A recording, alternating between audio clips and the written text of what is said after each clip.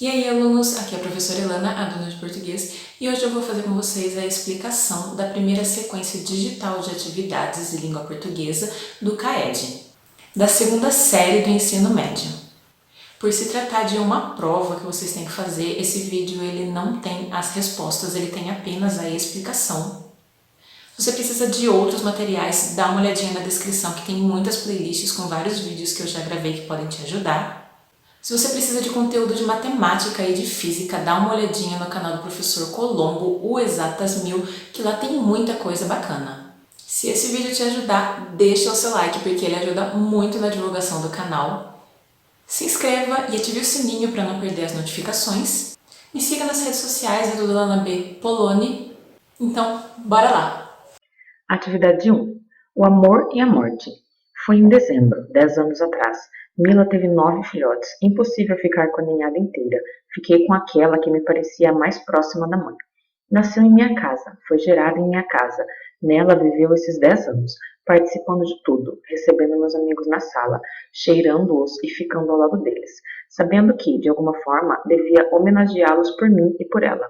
Ao contrário da mãe, que tinha alguma autonomia existencial, aquilo que eu chamava de fumos fidalgos, como o Dom Casmurro, Titi era um prolongamento, o dia e a noite, o sol e todas as estrelas.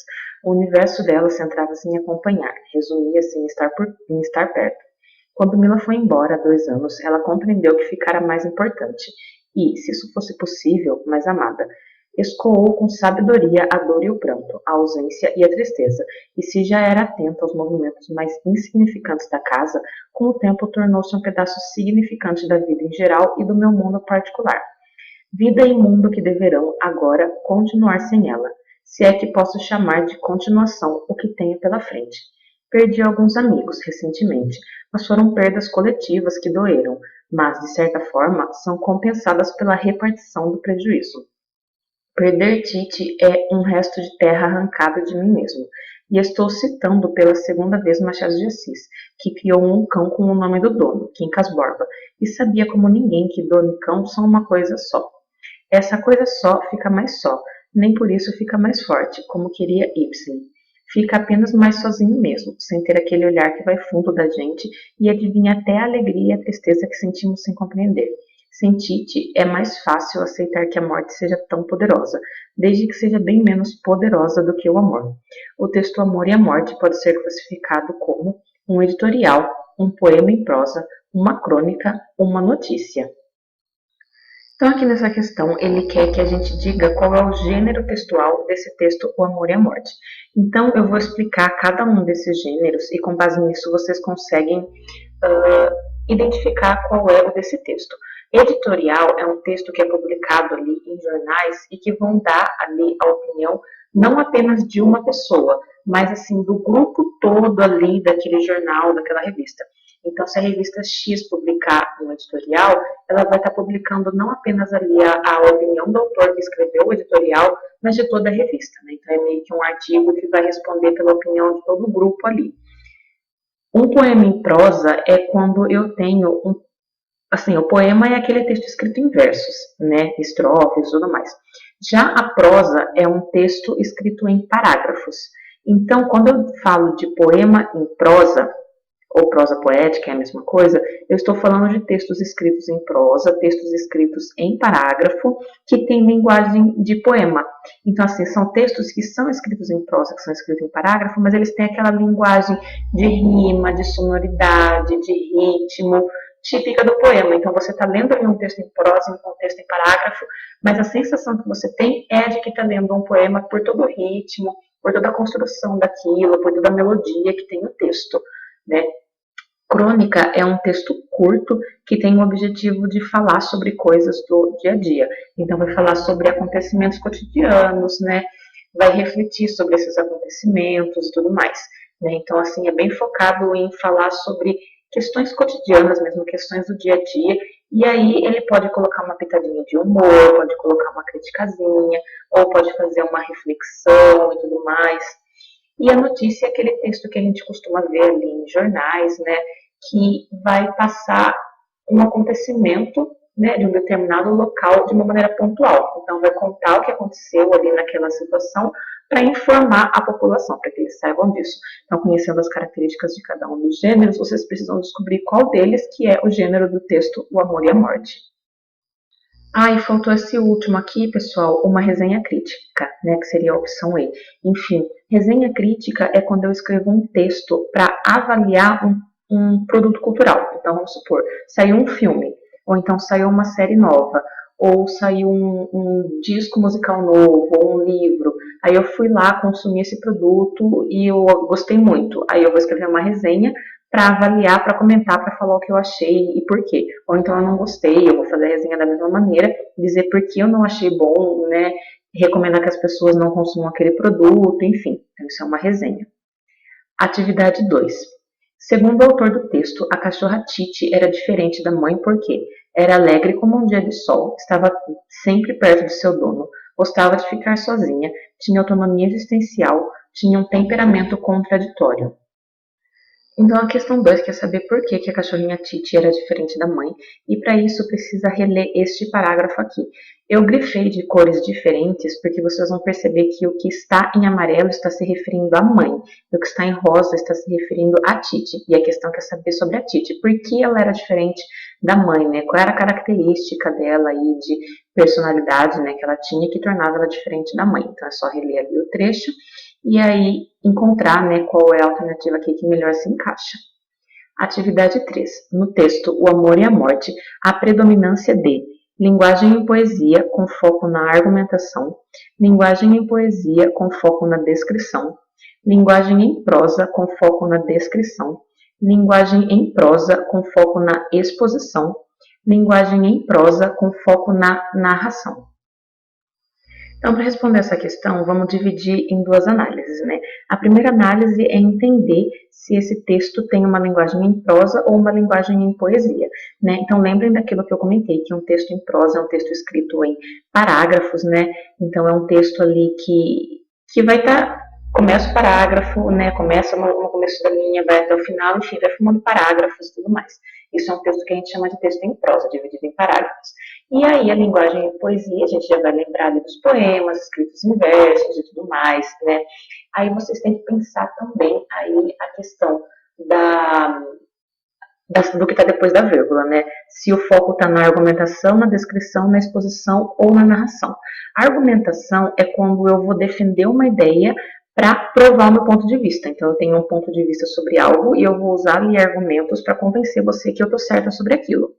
Descrição é quando eu estou descrevendo um ambiente, um lugar, ou personagens, ou pessoas, tudo mais. Eu estou focando em falar em descrever realmente ali pessoas, personagens, ambientes.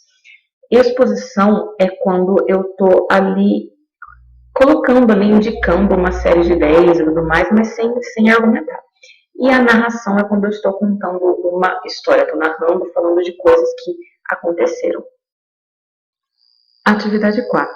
Observe que o texto O Amor e a Morte tem algumas citações, marcadas pelo uso de aspas. Essas citações indicam que o texto dialoga com a literatura brasileira, dialoga com a literatura portuguesa, dialoga com o cancioneiro brasileiro, dialoga com os versos de um poeta brasileiro, dialoga com um fato recente noticiado nos jornais. Aqui no texto, então, eu vou mostrar esses trechos que estão entre aspas, né? Então, aqui ela fala, ó, aquilo que eu chamava de fumos fidalgos. Então, fumos fidalgos é um dos trechos, entre aspas, como o Dom Casmurro. Então, está dizendo que a mãe, né, da Titi, ela tinha esses fumos fidalgos, como o Dom Casmurro tinha, né? Está citando, então, o Dom Casmurro. Depois, aqui embaixo, a gente tem resto de terra arrancado, né? Que ela está citando mais uma vez do Machado de Assis, né? Que é o autor do Quincas Borba, e depois ela fala aqui coisa só, né, que ela está citando mais uma vez no Machado de Assis, porque ele fala, né, ela fala que assim, o Machado de Assis, ele sabia que o dono e o cão são uma coisa só. Então, daí, baseado nisso, o que a questão quer saber é o seguinte, o que essas citações indicam que o texto está fazendo, tá? Ali mostrando algo da literatura brasileira, da literatura portuguesa, do cancioneiro brasileiro, versos de um poeta brasileiro ou um fato dos jornais. Atividade 5. Qual é o objetivo do autor do texto O Amor e a Morte? Convencer o leitor de que o autor amava a cachorra Titi, Descrever a personagem da história, a cachorra Titi, exibir sua erudição ao citar livros brasileiros, narrar de forma subjetiva a vida da cachorra Titi, narrar um fato com rigor histórico. Então aqui essa questão quer saber qual é o objetivo do autor, né, desse texto. A gente vê que aí durante o texto ele vai falando, né, sobre a cachorra Titi, né, sobre como ela era, sobre como foi a perda dela e tudo mais. Então baseado em tudo isso que ele fala, vocês precisam entender qual é o objetivo, né, o que ele queria quando ele escreveu esse texto. Atividade 6. Então aqui a gente tem de novo, né, o texto da Titi e depois tem um segundo texto, Soneto do Amor Total. Amo-te tanto, meu amor, não cante, o humano coração com mais verdade. Amo-te como amigo e como amante, numa sempre diversa realidade. Amo-te a fim de um calmo amor prestante, e te amo além, presente na saudade. Amo-te, enfim, com grande liberdade, dentro da eternidade e a cada instante. Amo-te como um bicho, simplesmente, de um amor sem mistério e sem virtude, com um desejo maciço e permanente, e de te amar assim muito e a miúde, é que um dia em teu corpo, de repente, hei de morrer de amar mais do que pude. O que o texto 1 e o texto 2 têm em comum? A linguagem coloquial, a linguagem em prosa, a temática textual, o foco na descrição, o foco na narração. Então, aqui nessa questão, ele quer saber, né, o que esses dois textos têm em comum, né? O texto 1 da cachorrinha Titi e esse texto 2 que a gente acabou de ler. Então, quando ele fala aqui de linguagem coloquial é uma linguagem bem informal que a gente usa assim na fala, no dia a dia, quando a gente está falando, conversando. É isso que os dois têm em comum? Eles têm esse tipo de linguagem? Linguagem em prosa é, no caso, aquela linguagem de texto escrito em parágrafos. Os dois textos estão escritos assim. Temática textual seria tipo tema, assunto, né? É a mesma coisa o tema dos dois.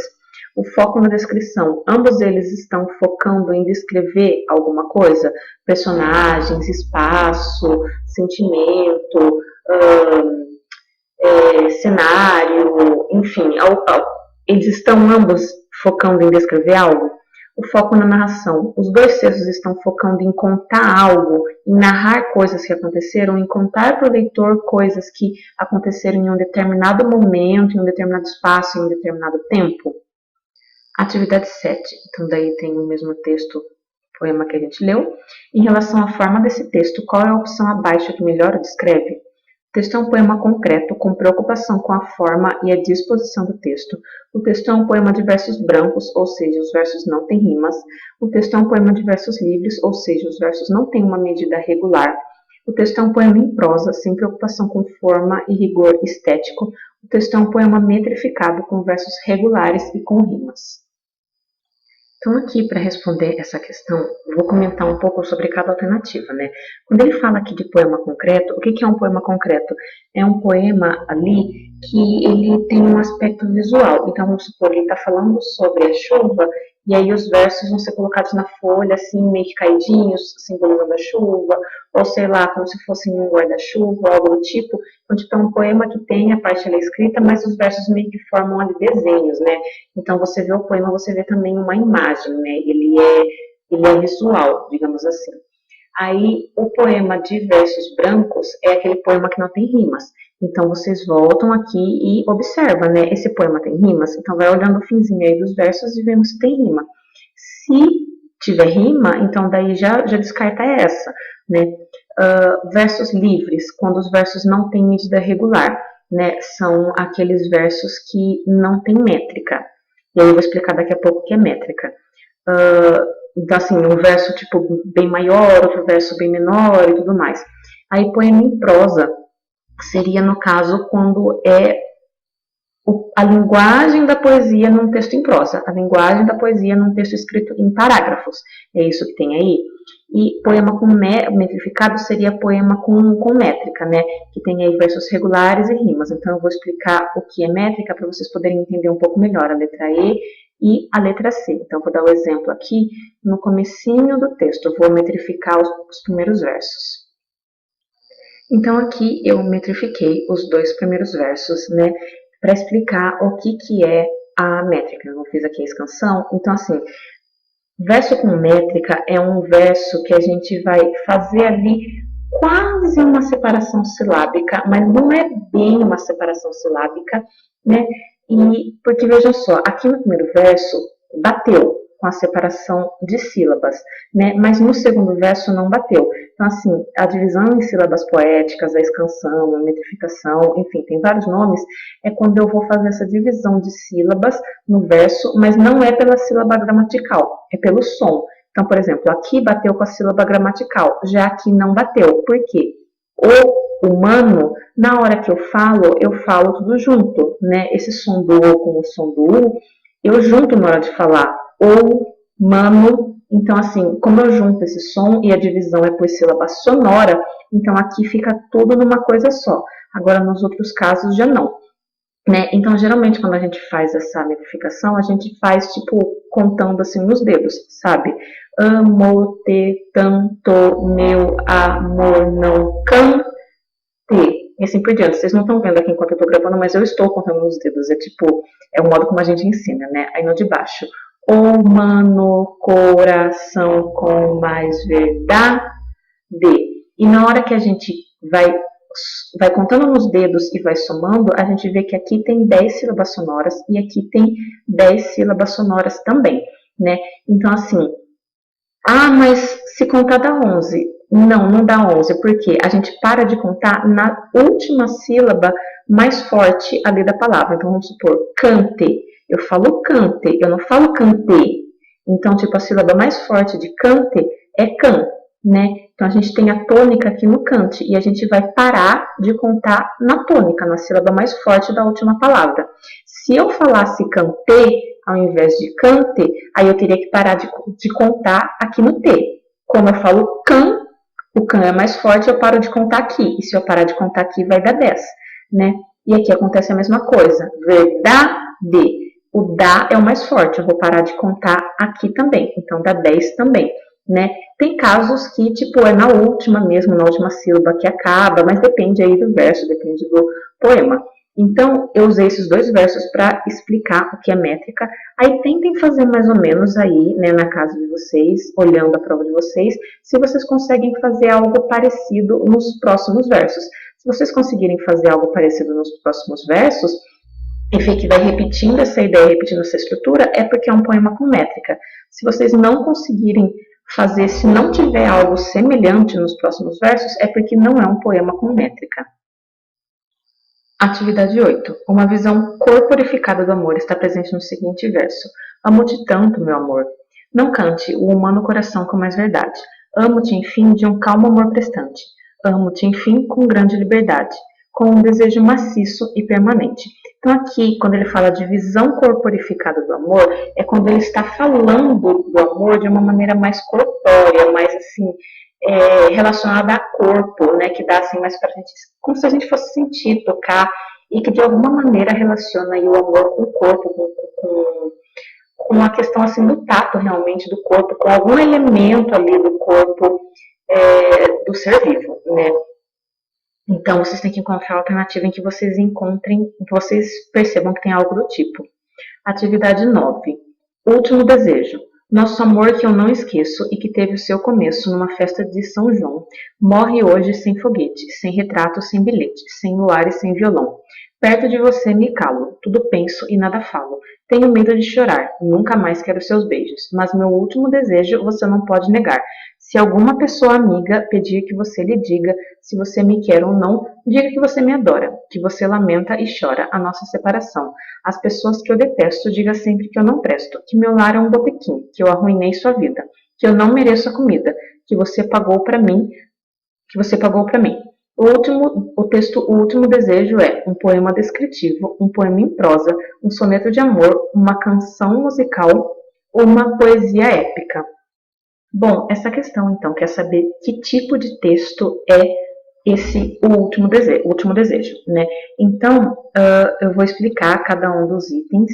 E aqui ele fala, então, na letra A, poema descritivo. O poema descritivo é aquele poema que vai focar em descrever um sentimento, um lugar, né, uma pessoa, enfim. Poema em prosa é aquele poema que vai estar ali escrito em parágrafos. Então, assim, tipo, é um texto em parágrafos, escrito em prosa, em parágrafos, mas que tem linguagem de poesia. Soneto de amor. Soneto é um texto que segue sempre uma estrutura fixa, né? Então, é um texto que vai ter sempre 4 estrofes. As 2 primeiras estrofes vão ter 4 versos cada, e as 2 últimas estrofes vão ter sempre 3 versos cada. Então, o soneto segue sempre essa estrutura.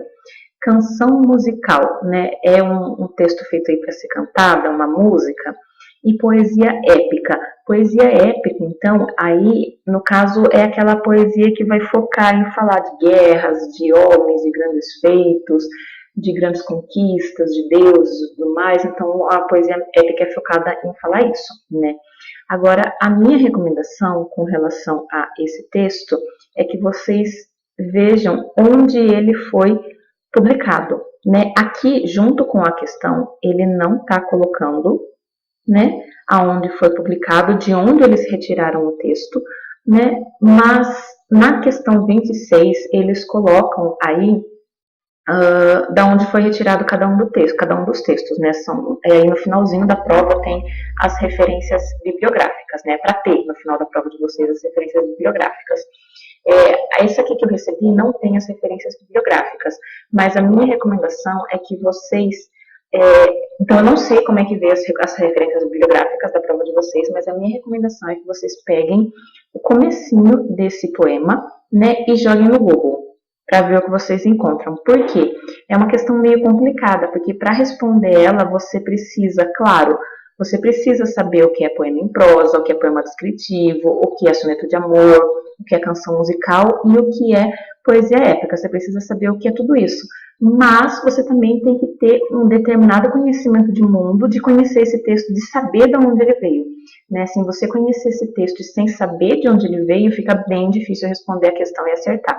Então, minha recomendação é pegar o comecinho, né, jogar no Google, né, foi feito pelo Noel Rosa, né, e aí jogando vamos ver o que vocês encontram, porque realmente sem o conhecimento de mundo, de saber de onde o texto veio, fica complicado de responder.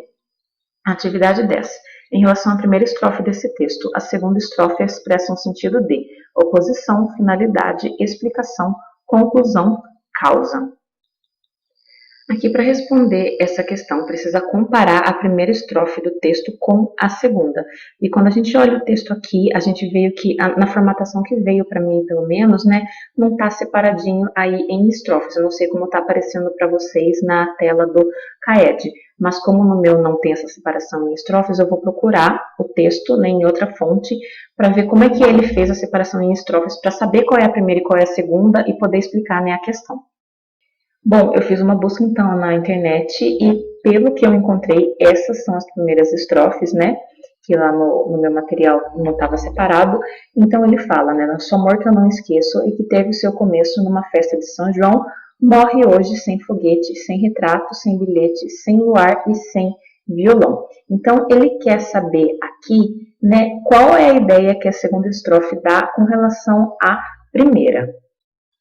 E aí as opções são oposição, finalidade, explicação, conclusão e causa. Então vocês têm que ver, a segunda estrofe está colocando uma ideia contrária, oposta, que se opõe à ideia que está na primeira estrofe. A segunda estrofe está mostrando aí a finalidade, o objetivo de algo, quando a gente relaciona aí com a primeira. A segunda estrofe está explicando alguma coisa da primeira. A segunda estrofe está concluindo algo, né, que foi falado aí na primeira estrofe, ou ela está mostrando a causa de uma coisa que foi mostrado aí na primeira. Então, é isso que vocês precisam avaliar para poder encontrar a resposta.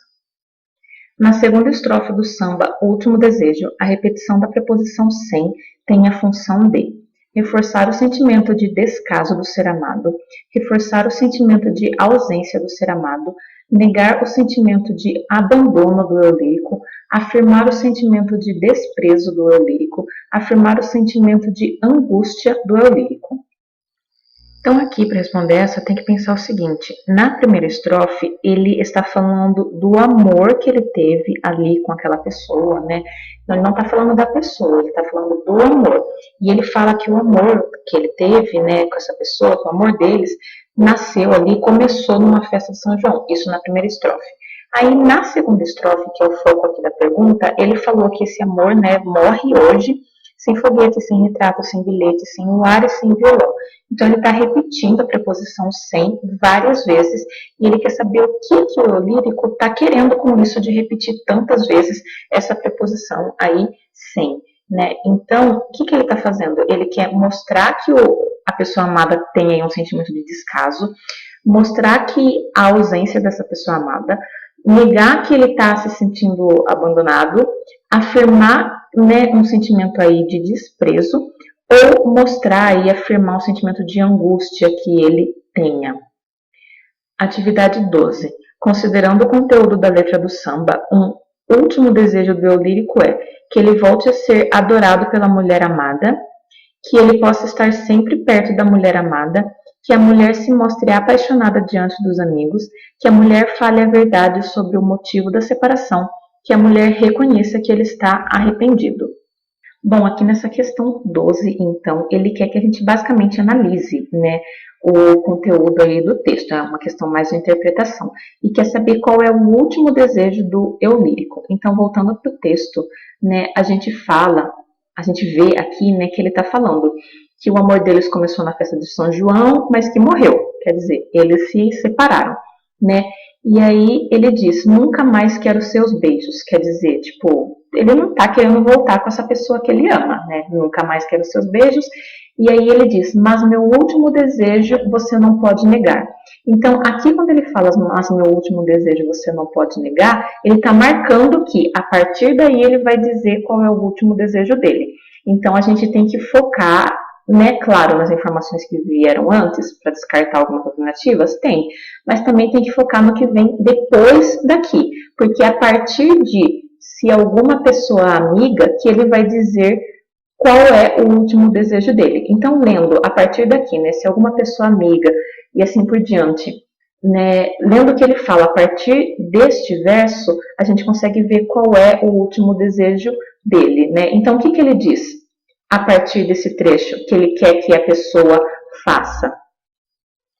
Então, daí, o último desejo dele baseado naquele trecho é que ele volte a ser adorado pela mulher amada, que ele possa sempre estar perto dela, que ela se mostre apaixonada diante dos amigos dele, que ela sempre fale a verdade sobre o motivo da separação ou que ela reconheça que ele está arrependido. Atividade 13. O jardim em frente. Os big shots da empresa estavam reunidos em conferência. Assunto importante, desses que exigem atenção, objetividade. O presidente recomendara. Não estamos para ninguém. Esta porta fica trancada. Avisem a telefonista que não atenda nenhum chamado, nem do Papa. Começou-se por dividir o assunto em partes, como quem divide um leitão. Cada parte era examinada pelo direito e pelo avesso, avaliada, esquadrinhada, radiografada, cartesianamente. Você aí quer fazer o favor de parar com essa caricatura? O presidente não admitia alienação. Por sua vez, foi advertido pelo vice. E você, meu caro, podia deixar de bater com esse lápis toque, toque, toque na mesa? Estavam tensos, à véspera de uma decisão que envolveria grandes interesses. Alguém bateu à porta. Não respeitam o trabalho da gente. Isso não é país. Seja ou não seja país, quando batem a porta, a solução é abrir, para evitar novas batidas, ou mesmo que a porta venha abaixo, pois ninguém deixa de bater e sabe que tem gente do outro lado. O diretor secretário abriu, de óculos fuzilantes. O chefe da portaria, cheio de dedos, balbuciou. Essa senhora aí, veio pedir uma coisa. O primeiro impulso do diretor secretário foi demitir imediatamente o chefe da portaria, servidor antigo, conceituadíssimo, mas viu ao mesmo tempo diante de si a imagem consternada do homem e a lei trabalhista, duas razões de clemência. Pensou ainda em mandar a senhora àquele lugar de Roberto Carlos, ou a outro pior. Dominou-se. Ela ostentava no rosto aquela marca de tristeza, que amolece até a diretoria. A senhora me desculpe, mas estou tão ocupado. Eu sei, eu é que peço desculpas. Estou perturbando, mas não tinha outro jeito. Moro do outro lado da rua, no edifício em frente. Meu canário fugiu e entrou aqui no escritório, eu mando pegar, fique tranquila. Antes tivesse fugido, morreu. E daí? Viveu 15 anos conosco. Era uma graça, pousava no dedo. E daí, minha senhora? O senhor vai estranhar meu pedido? Eu estava sem coragem de vir aqui. Por favor, não ria de mim. Não estou rindo, pode falar. Os senhores têm um jardim tão lindo na cobertura. Da minha janela fico apreciando. Então agora está uma coisa. Posso fazer um pedido? Pode. Eu queria enterrar meu canário no seu jardim. Lá é que é lugar bom para ele descansar. O senhor vê, nós temos aquele terrenão ao lado do edifício, com 3 palmeiras, um pé de fruta-pão, mas é grande demais para um passarinho, falta intimidade. Se o senhor consente, eu mesma abro a covinha. Não dou o menor trabalho, não sujo nada. O diretor secretário esqueceu que tinha pressa, que havia um problema sério a discutir. Que problema? Naquele momento, o importante, o real, era um canarinho morto e amado. Pois não, minha senhora, disponha do jardim. Eu mesmo vou levar a senhora lá em cima, para escolher o lugar. Subiram e escolheram o canteiro mais apropriado, onde bate o sol pela manhã, e à tarde as plantas balançam levemente à brisa do mar. Não é abuso eu fazer mais um pedido? Queria que o jardineiro não revolvesse a terra neste ponto durante 3 meses, o tempo de os ossinhos dele se desfazerem. Volto daqui a meia hora para o enterro. Meia hora depois, voltava com uma caixinha forrada de veludo azul claro, e a reunião dos Big Shots, que ainda durava, foi suspensa para que todos, com o presidente muito compenetrado, assistissem ao sepultamento. O texto Jardim em Frente é um exemplo de diário, crônica, fábula, notícia, romance. Então aqui vocês precisam ver qual é o gênero textual, né, desse texto. Então aqui, diário é aquele texto que a gente escreve ali com o objetivo de falar coisas mais íntimas, coisas mais pessoais, né, para contar da nossa própria vida, meio que para si mesmo, né. Então aquele texto bem íntimo para falar das próprias experiências. Crônica é um texto que vai falar de acontecimentos cotidianos, acontecimentos do dia a dia, que poderiam acontecer com qualquer pessoa, mas que por algum motivo o autor resolve pensar naquele acontecimento, escrever um texto sobre aquilo, e ele pode colocar uma crítica, pode colocar uma reflexão junto, pode pôr um pouquinho de humor, enfim. Fábula é um texto que tem ali animais, né, e que vão estar, geralmente falam e tudo mais, e vai ter uma moral no final para passar um ensinamento para o ser humano. Notícia é aquele texto com o objetivo de informar o leitor sobre um determinado acontecimento de um lugar, e romance é um texto longo, né, assim, que vai ser publicado num livro e tal, então é uma história longa, de muitas páginas, com capítulos, com muitos personagens e tudo mais. Atividade 14. A metonímia é uma figura de linguagem que consiste no emprego de uma palavra por outra, mantendo-se uma relação de maior objetividade entre os dois termos. Nesse texto, a metonímia está presente em: começou-se por dividir o assunto em partes, como quem divide um leitão. Cada parte era examinada pelo direito e pelo avesso. O diretor secretário abriu, de óculos fuzilantes. O chefe da portaria, cheio de dedos, balbuciou: os senhores têm um jardim tão lindo na cobertura. Nesse texto ele quer saber em qual alternativa eu tenho uma metonímia. Ele deu aqui a definição de metonímia, mas eu vou dar um exemplo que vai ajudar vocês a conseguir visualizar. Se eu disser, por exemplo, gosto de ler Paulo Leminski. Paulo Leminski foi uma pessoa. Não tem como eu ler uma pessoa, tem como eu ler o livro da pessoa, né? Então, quando eu digo gosto de ler Paulo Leminski, eu quero dizer que eu gosto de ler a obra dele e não a pessoa dele, né?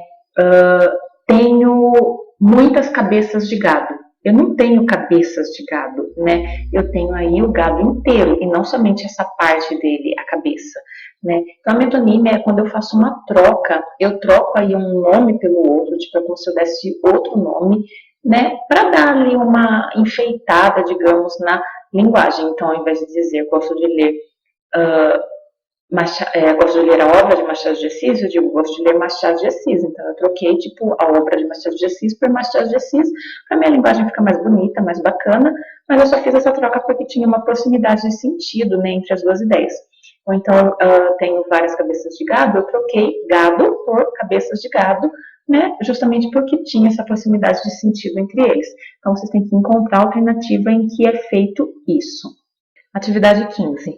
As reticências utilizadas nesses trechos têm a mesma motivação, ambas sugerem mais emoção e subjetividade para quem lê. A mesma motivação, ambas apontam para hesitações comuns à modalidade oral da língua. Motivações distintas, a primeira é utilizada para demonstrar uma hesitação na fala da mulher. Motivações distintas, a segunda é usada para indicar mais emoção e subjetividade. Motivações distintas, a segunda indica uma interrupção na fala causada por outrem. Então, aqui nessa questão 15, a gente tem um problema porque ela não está bem elaborada. Ele fala, as reticências utilizadas nesses trechos têm. Tá, mas que trechos? Ele não colocou no enunciado da questão que trechos. E quando a gente volta para o texto, a gente vê que tem, né, vários trechos que têm reticências.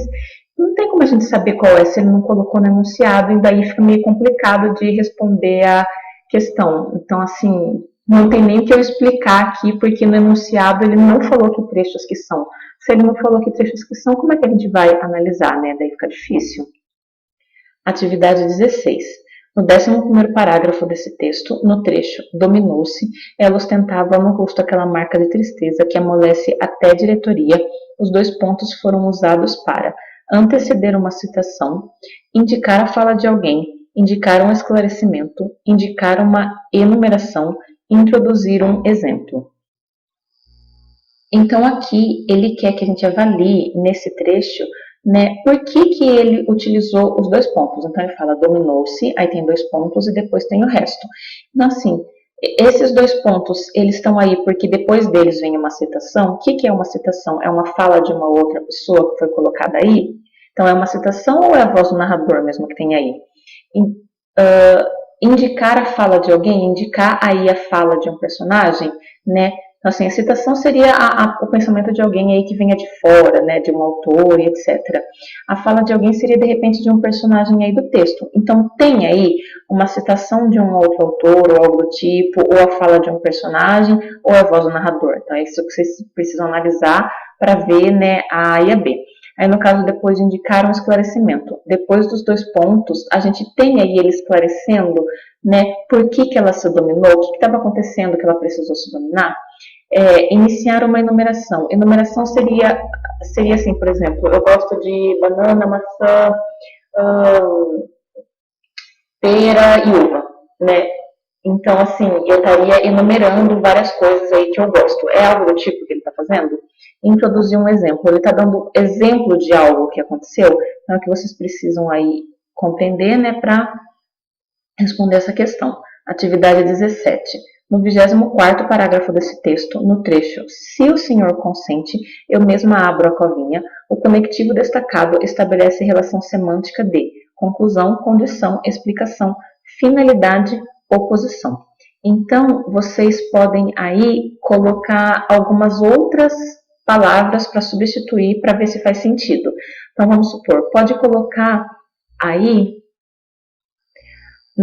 para testar a letra A palavra portanto. Colocar a palavra portanto. Se fizer sentido, é conclusão. Aí, depois, aí pode trocar por caso. Tenta trocar por caso. Se fizer sentido, é condição.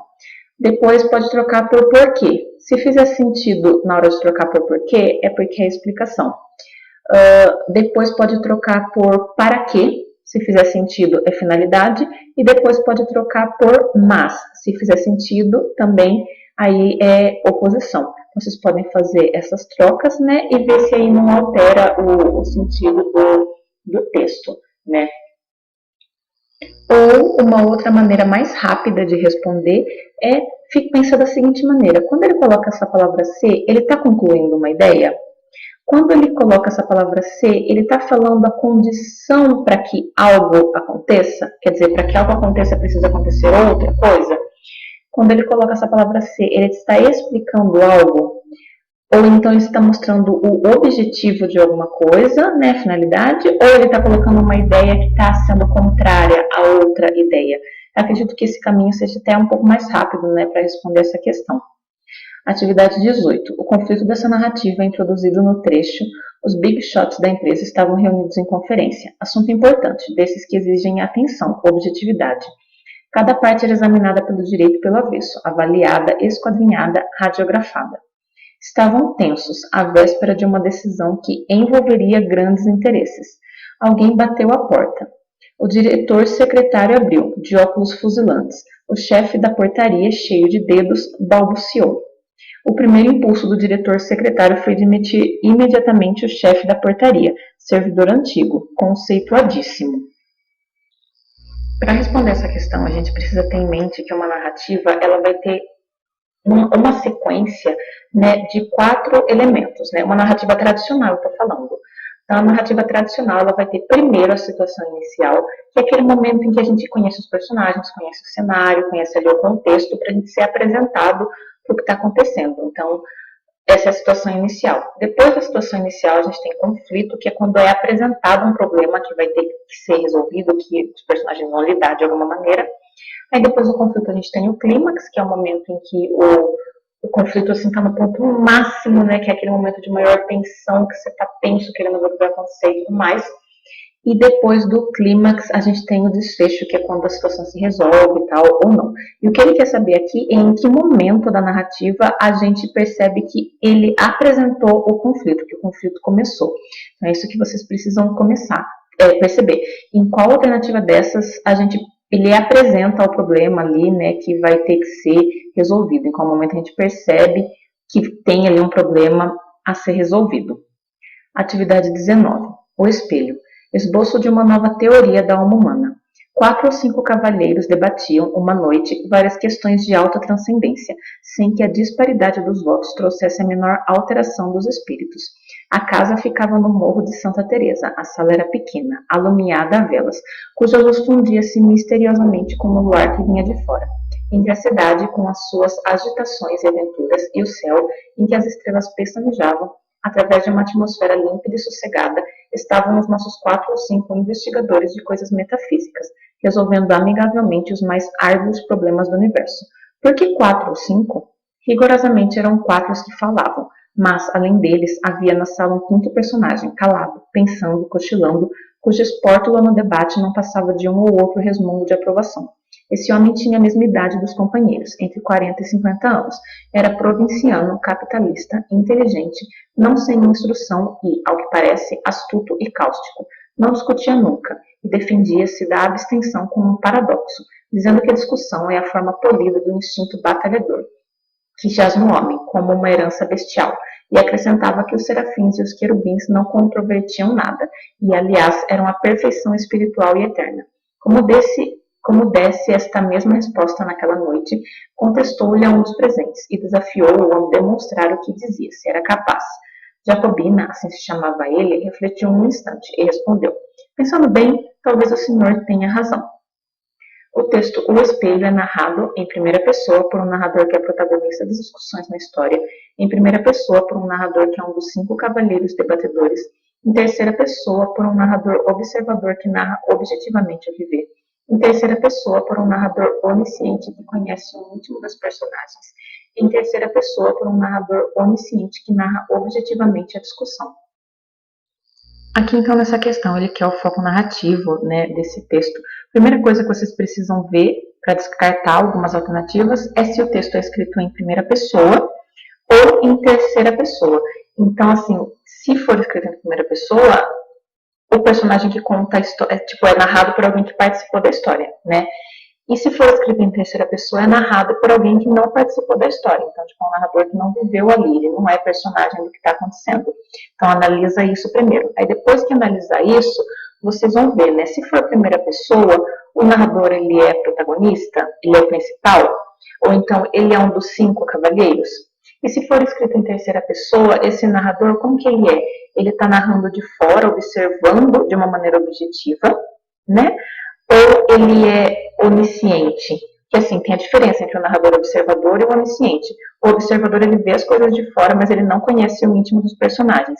E o onisciente, ele conhece o íntimo, ele conhece os pensamentos, os sentimentos, as emoções, tudo, né, das personagens. Tipo, ele sabe absolutamente tudo. Então, se for em terceira pessoa, vocês têm que avaliar se é o observador, né, e se é onisciente. E no caso, se for onisciente, tem essas duas opções. Tipo, ele tá falando aí do íntimo das personagens, ou ele, é onisciente, mas ele tá focando em narrar de uma maneira objetiva a discussão. Atividade 20. O primeiro parágrafo desse texto é, predominantemente, um trecho de orientação narrativa em que se descreve o ambiente, um trecho de orientação narrativa em que se descrevem as personagens, um trecho de orientação narrativa em que se apresenta a personagem principal, um trecho de ação que tem início com o conflito da narrativa, um trecho de ação que corresponde ao clímax da narrativa.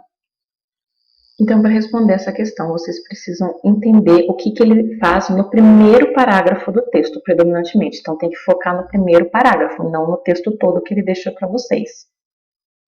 Então, daí, quando a gente volta para o primeiro parágrafo, a gente vê que ele fala, né, que tinha 4 ou 5 cavalheiros aí debatendo, né, várias questões, né, que eles estavam numa casa que estava no alto do morro, com sala pequena, velas, luz, né, que se fundia com o luar, né, que aí ele fala da cidade, do céu, das estrelas, da atmosfera, e que era nesse ambiente que estavam aí os 4 ou 5 investigadores resolvendo ali as questões que eles estavam debatendo. Então, é nesse primeiro parágrafo que tem que focar.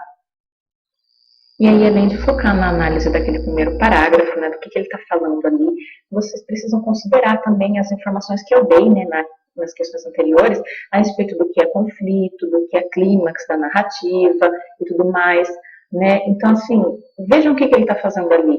Ele está descrevendo o ambiente em que a história vai acontecer, ele está descrevendo as personagens que estão na história, ele está apresentando qual é a personagem principal, falando sobre a personagem principal, ele já está colocando ali o conflito, o problema que tem que ser resolvido na narrativa, ou ele já está colocando ali, né, no caso se fosse a letra E, o clímax da narrativa, o ponto alto assim, de tensão na narrativa. Então analisem tudo isso para encontrar a alternativa correta. Atividade 21. Leia o trecho abaixo e observe as palavras nele destacadas. 4 ou 5 cavalheiros debatiam, uma noite, várias questões de alta transcendência, sem que a disparidade dos votos trouxesse a menor alteração dos espíritos. E assim por diante, né? Não vou reler tudo. O foco aqui são as palavras que estão em destaque, que a gente vai precisar para responder. Ao utilizar as palavras destacadas, o autor desse texto conduz o leitor a um ambiente de agitação, assombro, impessoalidade, mistério, objetividade. Então aí, ó, a gente tem que ver, né, o que essas palavras que ele deu destaque passam para o leitor, criam um ambiente de quê? Então foca aí nas palavras que estão grifadas, né, e percebam que tipo de ambiente que o narrador cria com elas. Atividade 22. Analise o trecho abaixo extraído do primeiro parágrafo desse texto. 4 ou 5 cavalheiros debatiam, uma noite, várias questões de alta transcendência, sem que a disparidade dos votos trouxesse a menor alteração aos espíritos. O trecho acima permite inferir que os personagens do conto concordavam uns com os outros, embora os ânimos entre eles continuassem alterados, concordavam uns com os outros, o que gerou um clima de harmonia entre eles. Discordavam uns dos outros, embora os ânimos permanecessem os mesmos, discordavam uns dos outros, o que alterou a harmonia entre eles, discordavam uns dos outros sem que suas opiniões se modificassem. Então aqui basicamente ele quer, né, que a gente interprete o que estava acontecendo com os personagens com base nesse trecho grifado. Quando ele fala sem que a disparidade dos votos, a gente pode trocar disparidade por diferença. Então, sem que a diferença dos votos e depois a menor alteração aos espíritos, vamos trocar por humor, né? A menor alteração ao humor. Então, vamos dizer que a gente poderia reler, né, esse trecho da seguinte maneira: sem que a diferença dos votos trouxesse a menor alteração nos humores, né? Então, assim, fazendo essa troca e relendo o trecho, o que a gente consegue deduzir a respeito dos personagens do conto? Atividade 23. Observe atentamente o trecho abaixo, retirado do segundo parágrafo desse texto. Esse homem tinha a mesma idade dos companheiros, entre 40 e 50 anos. Era provinciano, capitalista, inteligente, não sem instrução e, ao que parece, astuto e cáustico. Esse trecho da narrativa registra uma ação da personagem principal, descreve os personagens da história, critica a forma como a personagem pensava, compara a personagem principal com as demais, argumenta sobre a importância da personagem. Então percebam que aqui ele vai falar sobre esse homem, né, e vai focar em falar em específico como esse homem era, né, idade que ele tinha, que era entre 30 e 40 e 50, que era entre 40 e 50 anos, né, como ele era, que era provinciano, capitalista, inteligente, que ele era instruído, né, e aparentemente era astuto aí e cáustico, né. Então o que ele quer saber é o que ele está fazendo nesse trecho.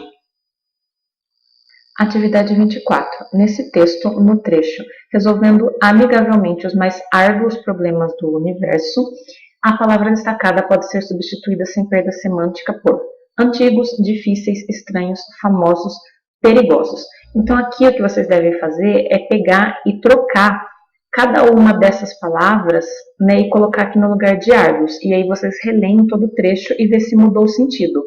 Se mudar o sentido, não é a alternativa correta.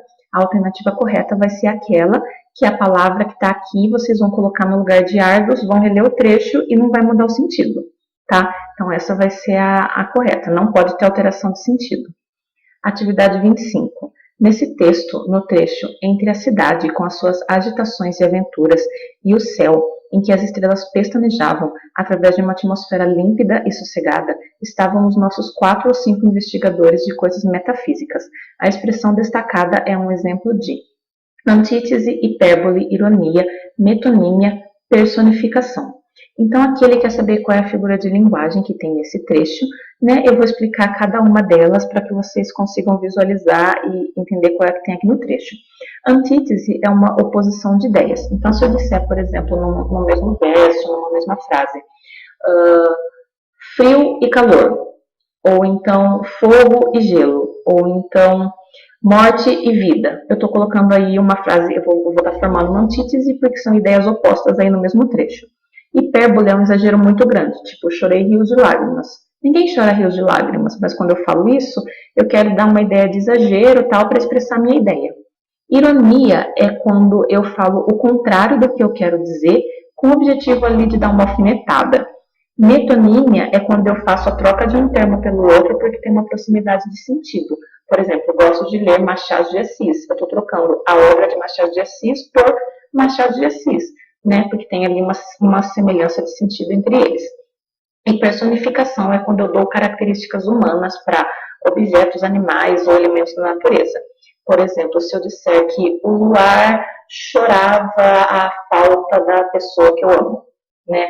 Então, assim, o luar, ele não chora, né? Quem chora é ser humano, mas quando eu digo que o luar faz isso, quando eu digo que ele chora, eu estou personificando ele, eu estou dando para ele uma característica que é humana. Então, essa é a figura de linguagem da personificação.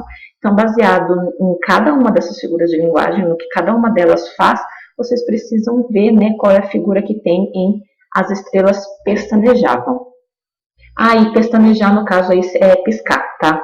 Bom, eu espero que esse vídeo tenha te ajudado. Se ele te ajudou, não esquece de deixar aquele like para ajudar também o canal e de compartilhar com os seus amigos. Se inscreva também se você gostou para ficar por dentro dos próximos que vão vir. É isso, até a próxima e tchau, tchau!